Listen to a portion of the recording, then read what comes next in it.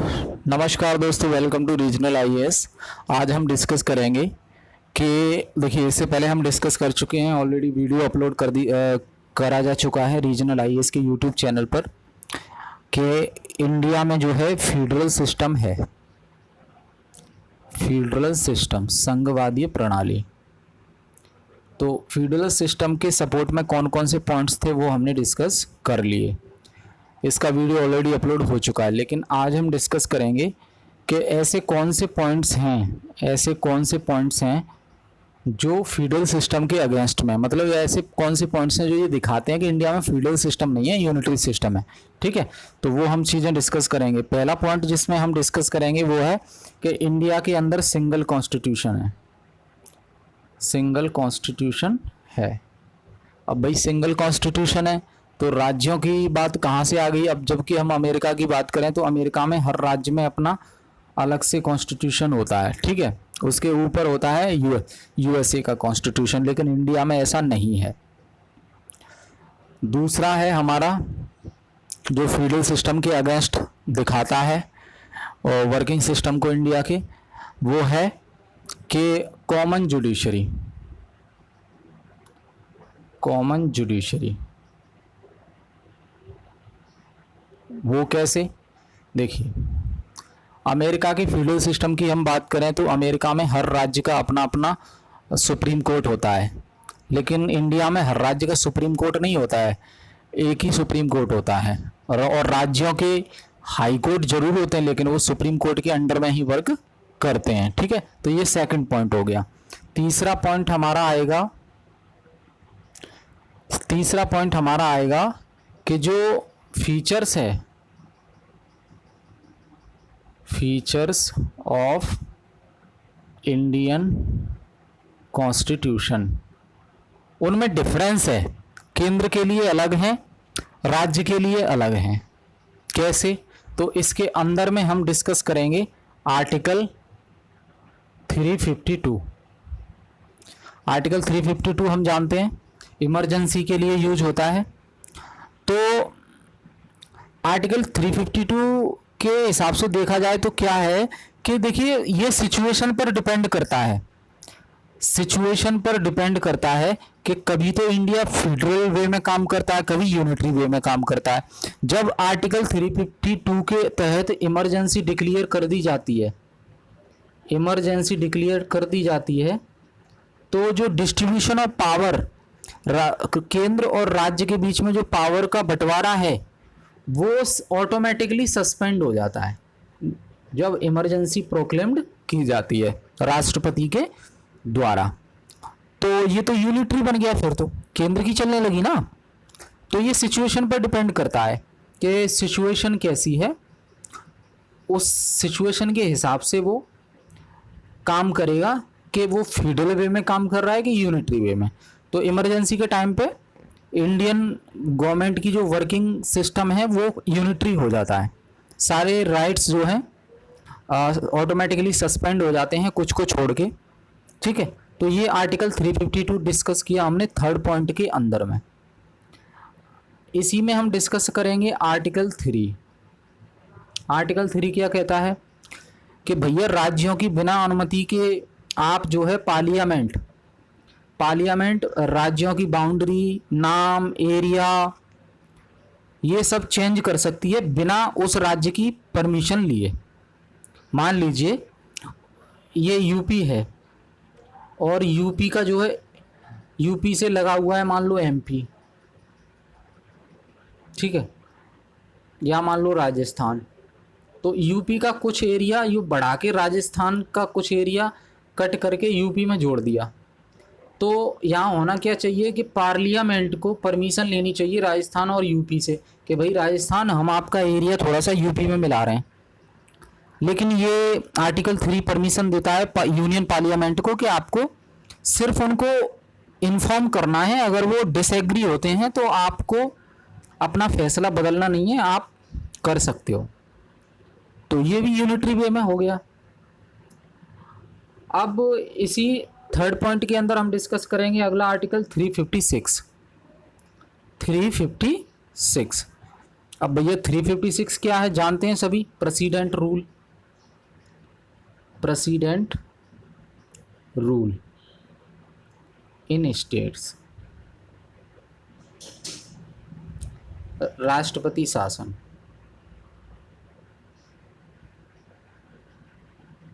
राष्ट्रपति शासन केंद्र सरकार के द्वारा लगा दिया जाता है, तो फिर उस राज्य में केंद्र सरकार की चलती है, गवर्नर रूल करने लगता है और गवर्नर दो अपॉइंट किया जाता है केंद्र सरकार के द्वारा ही, केंद्र सरकार के द्वारा भेजा हुआ नुमाइंदा होता है, तो भाई गवर्नर तो वही करेगा जो केंद्र सरकार कहेगी, तो ये तो यूनिटरी हो गया। ठीक है, तो ये हमने डिस्कस किया। अब इसी थर्ड पॉइंट के अंदर हम डिस्कस करेंगे शेड्यूल, शेड्यूल 7। शेड्यूल 7 हम जानते हैं संविधान का।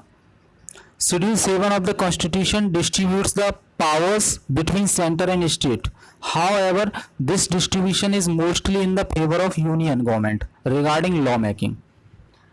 शेड्यूल 7 जो है डिस्ट्रीब्यूशन ऑफ पावर को दिखाता है केंद्र और राज्यों के बीच में, लेकिन जो मेजॉरिटी ऑफ पावर है वो बिलोंग किसको करती हैं, केंद्र सरकार को बिलोंग करती हैं। किसके संबंध में, कानून बनाने के संबंध में, कानून बनाने के संबंध में ज़्यादा से ज़्यादा पावर जो है केंद्र सरकार के हक में होती हैं, शेड्यूल 7 में दिखाया गया है। कैसे, एग्जाम्पल देखते हैं। देखिए 3 लिस्ट होती हैं, एक होती है यूनियन लिस्ट, यूनियन लिस्ट होती है, करीब 100 सब्जेक्ट होते हैं इसमें जो केंद्र सरकार के अधीन है, मतलब इन 100 सब्जेक्ट पर केंद्र सरकार ही फैसला लेगा। ठीक है, जैसे कि रेलवे, डिफेंस वगैरह ये सारी चीज़ें, कम्युनिकेशन। ठीक है, दूसरी हमारी लिस्ट आती है कॉन्करेंट लिस्ट, कॉन्करेंट लिस्ट। अब इसमें भी जो है कॉन्करेंट जो कॉमन रहती हैं चीज़ें दोनों के बीच में, इसमें भी कॉन्करेंट लिस्ट पे भी केंद्र सरकार लॉ बना सकती है। और तीसरी आती है स्टेट लिस्ट, स्टेट लिस्ट आती है जिसमें डिफाइन होता है कि स्टेट को कौन कौन से काम करने हैं।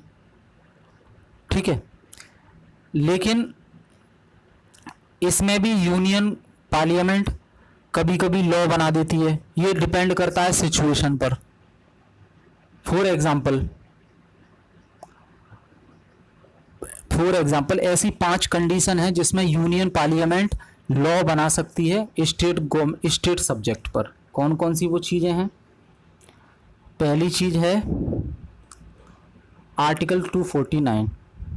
आर्टिकल 249 इसका क्या मतलब है भाई, if Rajya Sabha passes a resolution by a majority of not less than 2/3 of member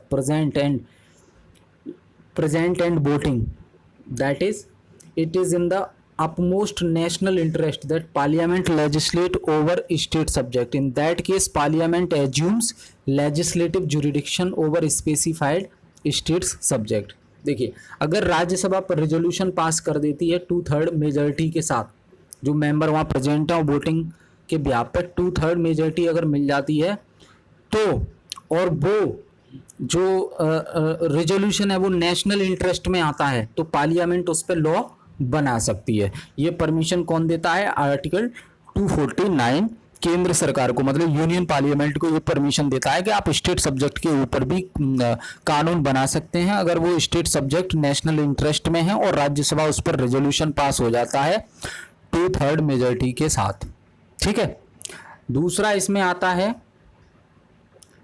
250, article 250। Article 250 क्या कहता है कि भैया नेशनल इमरजेंसी के टाइम पे पार्लियामेंट जो है concurrent legislative jurisdiction over the subject under the state list. Article 250 क्या कहता है कि नेशनल इमरजेंसी के टाइम पे जो है पार्लियामेंट वर्क करने लगती है ओवर द स्टेट सब्जेक्ट। ठीक है, तीसरा जो आता है हमारा आर्टिकल 252। आर्टिकल 252 इसका मतलब क्या है कि अगर 2 या 2 से अधिक राज्य विधायिका ये रेजोल्यूशन पास कर देती हैं और पार्लियामेंट को ऑथराइज करती हैं, पार्लियामेंट से कहती हैं कि आप इन सब्जेक्ट पर लॉ बनाओ, तो पार्लियामेंट वहाँ पे उन सब्जेक्ट पर लॉ बना देगी, बशर्ते 2 या 2 से अधिक राज्यों की विधायिकाएं एक साथ जो है कहें यूनियन पार्लियामेंट से कि मान लीजिए कि फॉर एग्जांपल एग्रीकल्चर पर अगर कोई राज्य लॉ बनवाना चाहता है यूनियन पार्लियामेंट से, तो 2 या 2 से अधिक राज्यों की विधायिका उसको यूनियन पार्लियामेंट से कह सकती हैं कि आप इन पर लॉ बनाइए और हम उनको फॉलो करेंगे। ठीक है, तो ये जो है, और ये इसी 252 के तहत जो है स्टेट सब्जेक्ट के ऊपर यूनियन पार्लियामेंट काम करने लगती है। कब तक? जब तक कि यूनियन पार्लियामेंट के द्वारा वो लॉ खुद के द्वारा समाप्त नहीं किया जाता। ठीक है, ये तीसरा हो गया, तीसरा। चौथा है हमारा आर्टिकल 253। ये क्या है भाई? Under this parliament can pass a law on state subject with और without the consent of state for the implementation of international treaties. अब मान लीजिए उत्तराखंड, जैसे मान लीजिए फॉर एग्जांपल बिहार और उत्तराखंड मान लीजिए, ठीक है, तो इन मान लीजिए कि चाइना के साथ कोई ट्रीटी साइन होनी है, मान लीजिए फॉर एग्जांपल पश्चिम बंगाल है और बांग्लादेश के साथ मान लीजिए कोई वाटर ट्रीटी है, इंटरनेशनल ट्रीटी है, वो साइन होनी है, तो उस पर जो है बिना स्टेट के कंसेंट के जो यूनियन पार्लियामेंट है वो लॉ बना सकती है।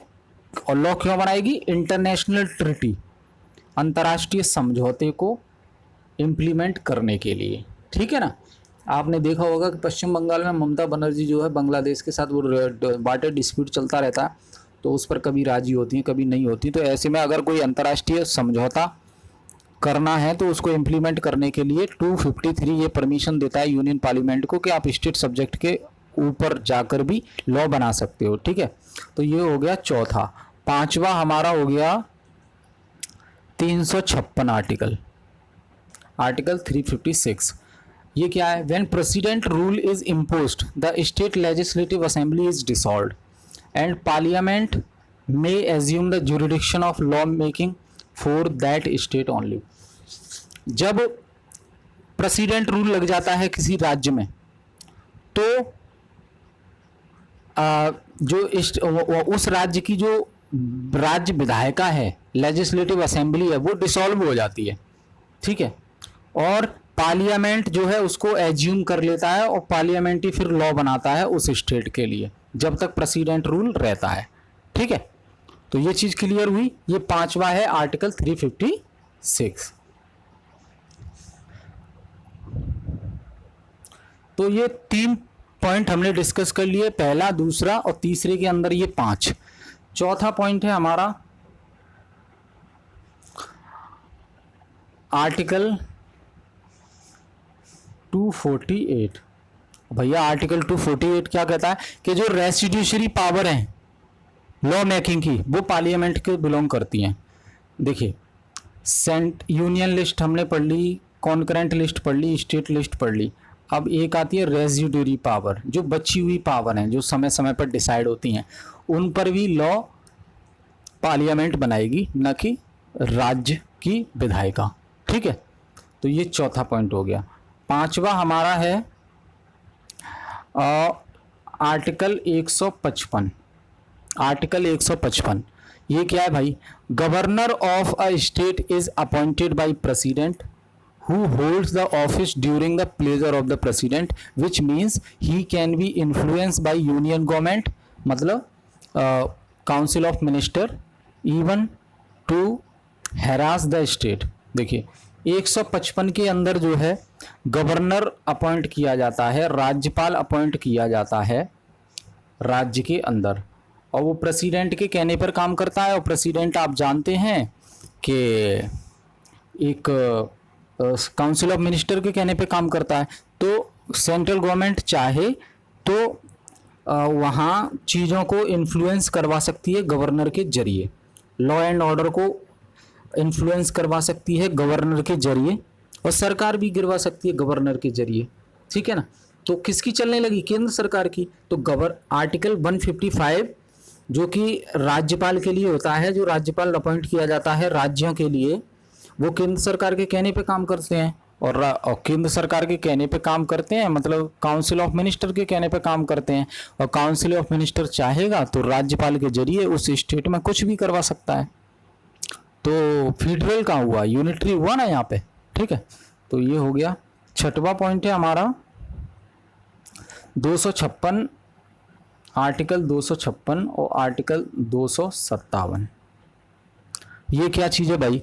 The centre can issue administrative direction to states indicating the manner in which the railway properties and other means of communication shall be maintained. These directions are binding on the state and if ignored, center can dismiss the state government under Article 365. देखिए article 256 और 257 ये permission देते हैं केंद्र सरकार को कि वो एडमिनिस्ट्रेटिव डायरेक्शन दे सकती है स्टेट को कि आपको एडमिनिस्ट्रेशन कैसे चलाना है, किसके मैंने जैसे रेलवे प्रॉपर्टीज और अदर मींस ऑफ कम्युनिकेशन हैं उनको मेंटेन करने के लिए एडमिनिस्ट्रेटिव इंस्ट्रक्शन दे सकती है।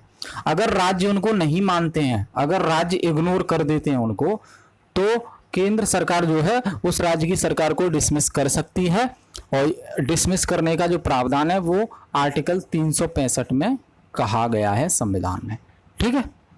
तो ये हमने छठवां डिस्कस किया। सातवां हम सब जानते हैं, ऑल इंडिया सर्विस।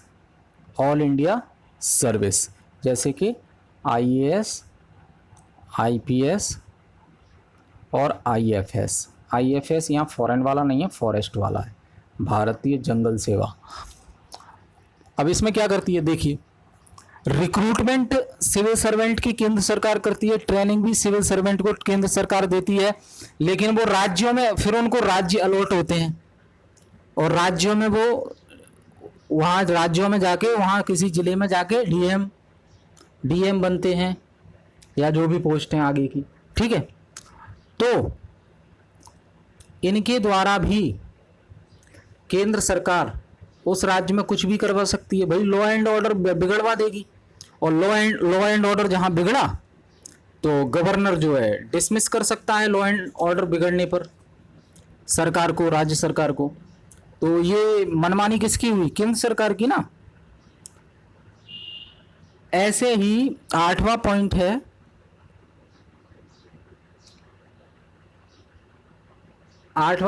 कि इंडिया में केवल सिंगल जुडिशरी सिस्टम है। भाई सुप्रीम कोर्ट एक है इंडिया का, वो सभी राज्यों के लिए काम करता है, समझ रहे हैं। India has a single and unified judicial system with supreme court it apex top पे which handles the cases of all states. तो ये भी यूनिटरी दिखाता है, ठीक है। नवा जो पॉइंट है वो है आर्टिकल 324। आर्टिकल 324 ये क्या चीज़ है भाई? Article 324 provides for common and independent election commission for holding the election of parliament and state legislator. Article 324 के अंदर जो इलेक्शन कमीशन है EC, जो कि यूनियन का चुनाव करवाता है और मतलब पार्लियामेंट का भी चुनाव करवाता है और राज्यों की विधानसभा का भी चुनाव करवाता है, मतलब MP और MLA का चुनाव इलेक्शन कमीशन करवाता है। और इलेक्शन कमीशन तो केंद्र सरकार के साथ है आर्टिकल 324 के तहत, ठीक है। और कॉमन है इलेक्शन कमीशन इंडिया का, ऐसा तो नहीं है सभी राज्यों के अपनी अलग अलग हों। स्टेट इलेक्शन कमिश्नर होते हैं, स्टेट इलेक्शन कमीशन होते हैं, लेकिन वो छोटे लेवल पे चुनाव करवाते हैं। वहाँ उस राज्य के मुख्यमंत्री का चुनाव तो जो सेंट्रल इलेक्शन कमीशन है वही करवाएगा, ठीक है। तो ये नवा पॉइंट है, ये भी दिखाता है कि इंडिया में यूनिटरी है। 10वां पॉइंट है हमारा CAG, आपने सुना होगा, ऑडिट करने का काम। भाई कितना पैसा आया, कितना लगाया, सब कुछ ऑडिट करने का काम। तो CAG carries the audit of accounts for both union and state government. He is appointed by president and removed by him with the approval of parliament. Therefore many a times state government particularly ruled by opposition complaint about the biased nature of his office. देखिए CAG जो पद है competitor auditor general of India, वो union government का भी audit करता है और स्टेट गवर्नमेंट का भी ऑडिट करता है। और अपॉइंट किसके द्वारा किया जाता है? प्रेसिडेंट के द्वारा किया जाता है। रिमूव भी इसी के द्वारा किया जाता है। प्रेसिडेंट किसके कहने पे काम करता है? काउंसिल ऑफ मिनिस्टर, COM, मतलब केंद्र सरकार। तो कई बार अपोजिशन पार्टी ये मुद्दा उठाती है कि भाई CAG तो आपके कहने पे काम करता है, तो यहाँ पे भी ये भी प्रश्न उठता है। ठीक है, 11वां जो पॉइंट है, जो कि लास्ट पॉइंट है 11वां, जो ये दिखाएगा कि इंडिया में यूनिटरी सिस्टम है। 11वां जो पॉइंट है वो है unequal representation of state according to population in Rajya Sabha and 12 nomination made by president in Rajya Sabha which is also the council of state can be seen as a clear violation of federal principle. 11वां point है unequal representation of states in Rajya Sabha. देखिए क्या ऐसा भी कभी आपने सुना है कि भाई 28 राज्य हैं और 28 राज्यों से राज्यसभा के जो सदस्य चुन के आते हैं वो बराबर होते हैं हर राज्य के? नहीं, ये पॉपुलेशन पर डिपेंड करता है कि उस राज्य की पॉपुलेशन कितनी है। तो हर राज्य के लिए अलग अलग हो सकते हैं, उसकी पॉपुलेशन पर डिपेंड करते हैं। तो इसमें भी राज्य की नहीं चल रही है, इसमें भी केंद्र सरकार की चल रही है। तो ये भी दिखाता है कि इंडिया में यूनिटरी सिस्टम है। और 12 जो MP होते हैं राज्यसभा के वो स्पेशलाइज्ड फील्ड से बिलोंग करते हैं, जो कि प्रेसिडेंट के द्वारा नॉमिनेट किए जाते हैं। ठीक है, तो ये चीज़ें हमने 11 पॉइंट टोटल डिस्कस किए, जो ये दिखाते हैं कि इंडिया में फील्ड सिस्टम न होके यूनिटरी सिस्टम की तरह काम करता है इंडियन गवर्नमेंट जो सिस्टम है। ठीक है, इससे पहले वाले वीडियो में हमने ये पॉइंट डिस्कस किए थे कि इंडिया में फेडरल सिस्टम है, लेकिन इस वीडियो में हमने डिस्कस किए हैं कि ये पॉइंट्स ये दिखाते हैं कि इंडिया फेडरल सिस्टम ना होके यूनिटरी सिस्टम की तरह काम करता है। भाई अपनी मनमानी कर रहा है, इतने सारे 11 पॉइंट हमने डिस्कस किए। ठीक है, तो ये चीज़ें आपको समझ में आ गई होंगी। अगर कोई डाउट है तो एक बार वीडियो को दोबारा से आप रिवाइंड करके देख लीजिए, रिप्ले करके, और इससे पिछले वाला वीडियो भी जरूर देख लीजिए, जिससे आपके जिससे आपका जो है फेडरल और यूनिटरी दोनों में अंतर समझ में आ जाएगा आपको क्लियरली।